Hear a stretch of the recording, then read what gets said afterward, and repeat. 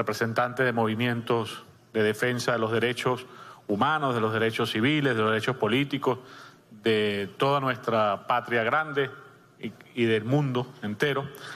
Algunos elementos que ya hemos esbozado y que han sido esbozados tanto por el presidente de nuestro Poder Legislativo y nuestra presidenta del Poder Judicial, que tienen que ver con la agresión o el intento de agresión, la amenaza que se cierne hoy, que no tenemos duda de decir que es una amenaza que no es solo contra Venezuela. Venezuela hoy es el centro, por supuesto, de la agresión, del interés de los Estados Unidos de Norteamérica, del imperialismo norteamericano, por controlar los recursos petroleros que están en nuestra tierra. La mayor riqueza petrolera del planeta Tierra está acá, bajo nuestra tierra. Pero lo que se está configurando es una agresión en contra de la humanidad entera, en contra del sistema como lo conocemos actualmente. Un sistema que nació, pudiéramos decir, en el año 45, después de la segunda sistema de Naciones Unidas, como lo conocemos todos y todas, y que estableció en su momento unas bases fundamentales para determinados elementos concretos: la paz, la seguridad internacionales, la cooperación internacional, los derechos humanos y el desarrollo. Esas fueron las bases de la creación del sistema de Naciones Unidas, luego que fracasó la Sociedad de las Naciones, producto precisamente de las pretensiones imperiales del momento, del imperio del Japón invadiendo China, de Italia invadiendo también, de Alemania rearmándose y generando la seguridad que causó, bueno, todo lo que conocemos, ¿no? 50 millones de víctimas en Europa, ¿no? Y a partir de ese momento, los países, la comunidad, lo que se llama la comunidad internacional, creó este sistema de Naciones Unidas, que hoy es el que está en juego. Venimos de años de violación, de desconocimiento, de desprecio al sistema internacional y de una debilidad del sistema internacional que fue tomado por una burocracia, por un sistema de gestión impuesto por las grandes potencias que no hizo su trabajo y que hoy estamos viendo las consecuencias de eso. Entonces, lo que está en juego hoy en América Latina y el Caribe es precisamente la estabilidad y la paz mundial. Porque, en primer lugar, por supuesto, la violación de la zona de paz de América Latina y del Caribe, que tanto hemos nombrado en las últimas semanas, en los últimos 2 meses y medio, concretamente, que está siendo amenazada con un despliegue inusual de activos militares que quizás no conocíamos en nuestra región desde que en 1815 el general Pablo Morillo asedió la ciudad de Cartagena con 60 buques, 1.000 y 16.000 hombres armados. Otro imperio que venía para someter a los pueblos que habían decidido ser libres en nuestra América. Hoy, nuevamente, nos ponen buques, nos ponen especialistas en muertes, en asesinatos, misiles, submarinos nucleares, máquinas mortíferas como un fulano portaaviones con capacidad destructiva, que, repito, requiere la movilización de los juristas, de las juristas, de la sociedad entera, de los pueblos de nuestra América Latina y el Caribe, por la gravedad que implicaría cualquier acto de agresión en contra de un país libre y soberano como lo es Venezuela. Generaría, en primer lugar, una desestabilización política y social que no sería, repito, en Venezuela la de mayor gravedad. En Venezuela hemos visto en las últimas semanas, convocados por el presidente, comandante en jefe de la Fuerza Armada Nacional Bolivariana, jefe de Estado, hemos visto la movilización más fabulosa que hemos conocido en los últimos tiempos. Millones de mujeres y hombres han salido a defender la paz que hemos conquistado con tanto esfuerzo, con tanto trabajo, durante 200 años de independencia.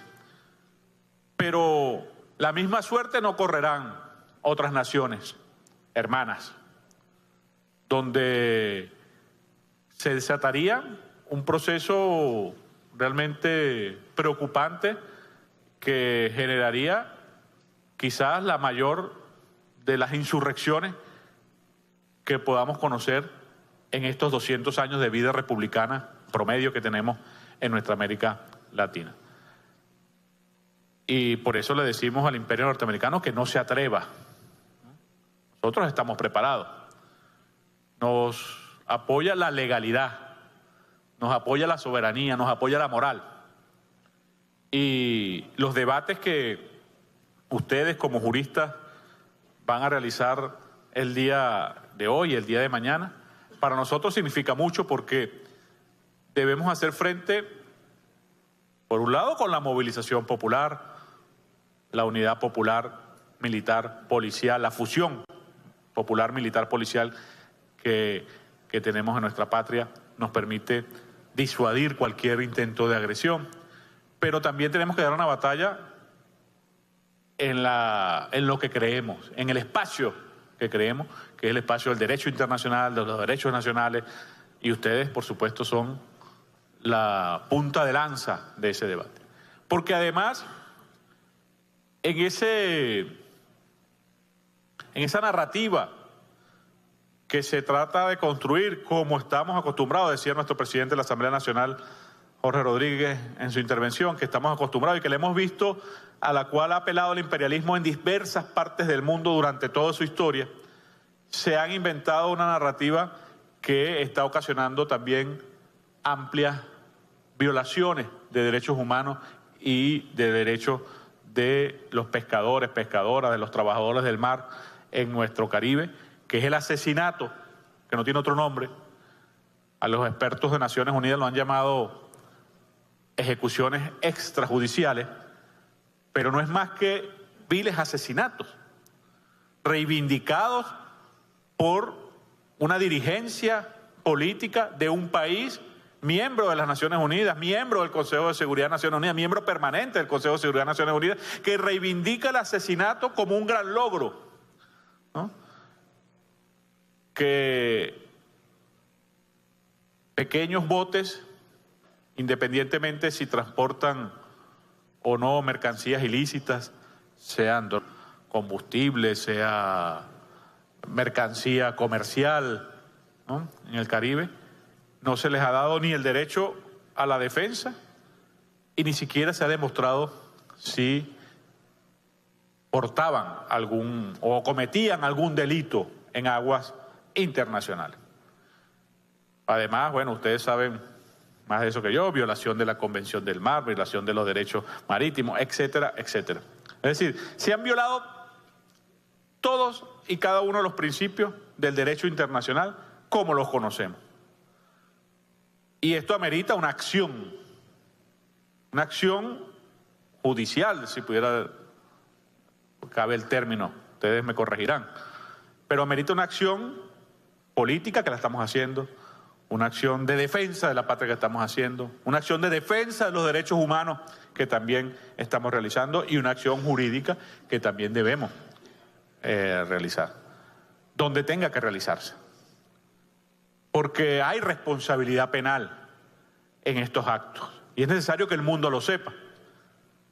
Responsabilidad penal tanto de quien da la orden como quien aprieta el gatillo para ello.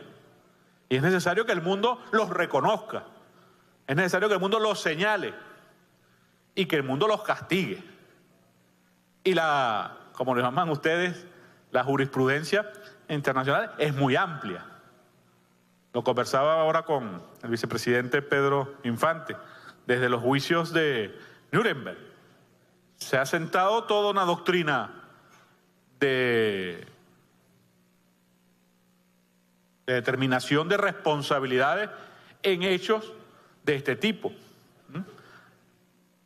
Porque todos quienes fueron juzgados en la Alemania nazi precisamente fueron juzgados por crímenes que contra la humanidad, contra la vida, que en principio esgrimían que eran órdenes que recibían de superiores.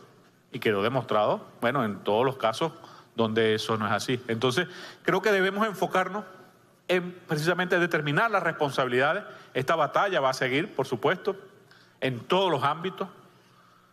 Estamos seguros que la vamos a ganar en el ámbito político, en el ámbito social, en el ámbito jurídico, y que la violencia, el uso de la fuerza, la amenaza del uso de la fuerza, que también está prohibida por la Carta de Naciones Unidas en su artículo 2.4 creo, que prohíbe a los estados hacer uso de la fuerza o de la amenaza del uso de la fuerza en contra de otros estados.